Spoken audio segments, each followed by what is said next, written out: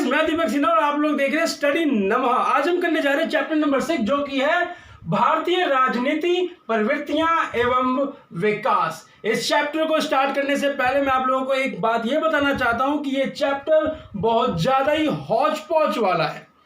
इसके अंदर अगर आप लोग मोस्ट इंपॉर्टेंट क्वेश्चंस के ऊपर ही टैकल करें तो बहुत ही अच्छा होगा। मैं क्यों ऐसी बात कह रहा हूं, मैं आपको एक पृष्ठभूमि के हिसाब से समझाना चाहूंगा।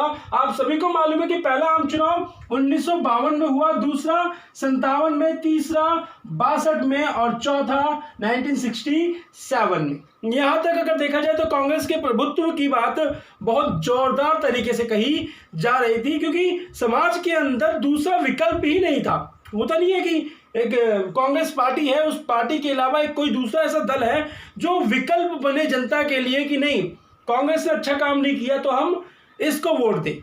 विकल्प ही नहीं था भारत के अंदर, क्योंकि कांग्रेस का प्रभुत्व छाया हुआ था। ऐसे आगे बढ़ा पांचवें आम चुनाव में 1971 में। यहां तक आते आते कांग्रेस की थोड़ी सी स्थिति धूमिल हुई थी, उसकी छवि घटने को हो रही थी, लेकिन इंदिरा गांधी जी ने यहां पर कांग्रेस को संभाल लिया और गरीबी हटाओ का नारा देते हुए कांग्रेस को यहां पर जीत दिलाई। लेकिन आप सभी को मालूम है कि जब पैराग्राफ ऊपर जाता है तो नीचे एक बार जरूर गिरता है। 1971 में इंदिरा गांधी ने सरकार बनाई, लेकिन 1977 में कांग्रेस हार गई। 1977 में कांग्रेस हार गई।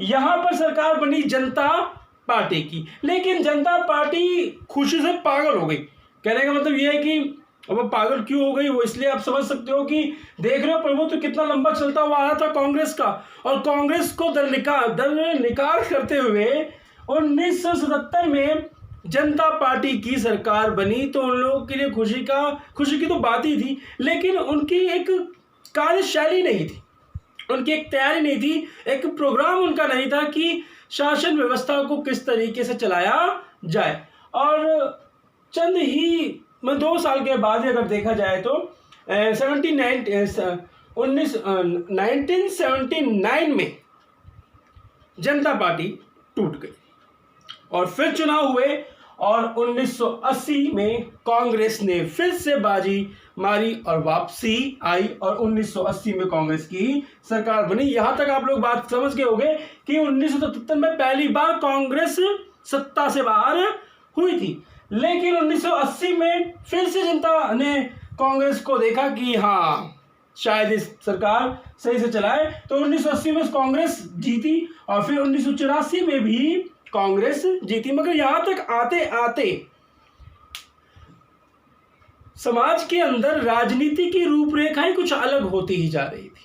पहले की जो सरकारें बन रही थी वो पूर्ण बहुमत के हिसाब से बन रही थी, लेकिन 1989 क्योंकि आपका जो चैप्टर है वो 1989 से लेकर 2004 तक की कहानी को बताना है।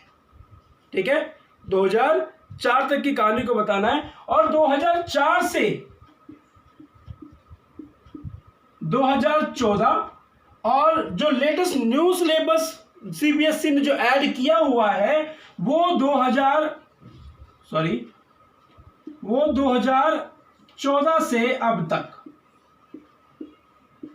यानी कि 2014 में बीजेपी की सरकार, एनडीए की सरकार आई 2014 में, तो 2014 से लेके अब तक की राजनीति के बारे में हमें बात करनी है। तो मैं आप लोगों से यही विनती करूंगा कि आप लोग इस चैप्टर के अंदर मोस्ट इंपॉर्टेंट क्वेश्चंस के ऊपर ही टैकल करें, क्योंकि 1989 से लेके 2004 तक 9 गठबंधन की सरकारें बनी।